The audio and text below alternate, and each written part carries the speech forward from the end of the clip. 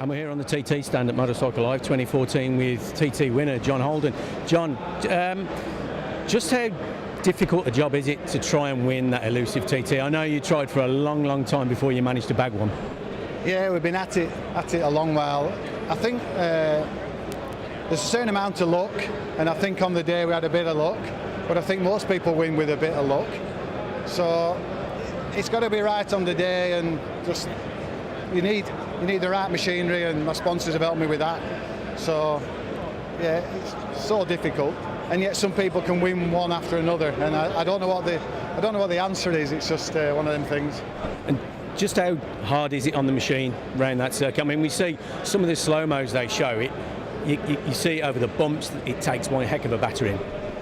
Yeah, I think you need to be reasonably fit, but in some ways it's easier than on a short circuit because it's a bit more flowing, and if you know where you're going, there's a lot of fast sections, you can just ride the bumps, and it's not all stop and start like short circuit racing.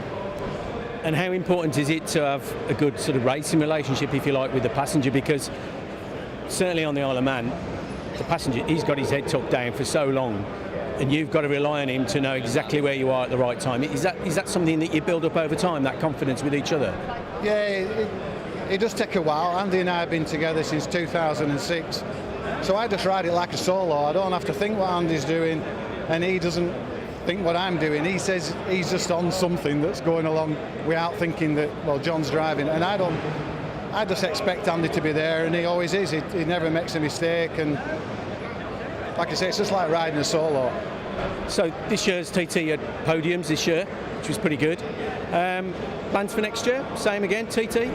Yeah, we've got backing off Silicon and off Ian Barnes, so we're going to do the same again. Bit of development with engines.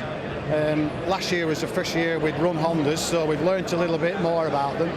We're altering the ignition and things like that, but basically the same bike, same engines, same team, so it's got to be better than just starting again.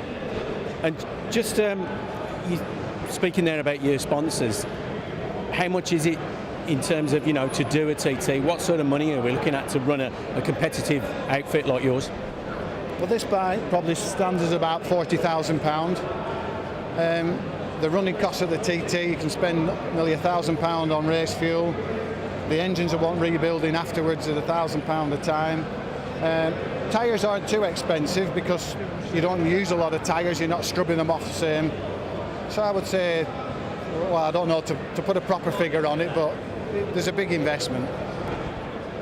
For this year, for next year's TT, I mean, are you looking, is there any changes that you think yourself as a racer that you can make to make that little difference? I mean, I was talking to some of the guys earlier in the week about the solos. The difference, the depth of field now is so deep. Yeah.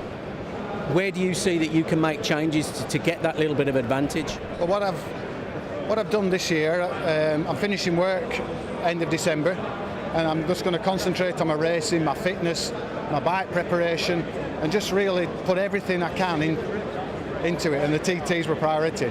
We're also going to be doing the World Championship on a Formula 1 bike, but the TT's the thing. I mean, I asked Dave Molyneux this, I think it was last year. How do you go from that transition from short circuit to the TT? They're so different in preparation, and the machines are different. Is it a difficult transition to make?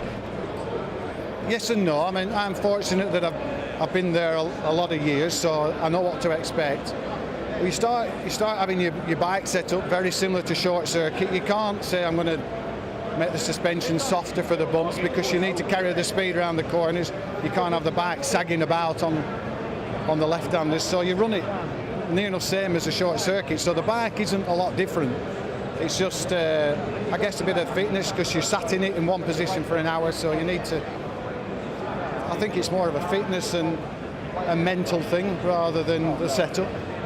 Well, I hope you have a fantastic 2015 and the best of luck for next year's TT.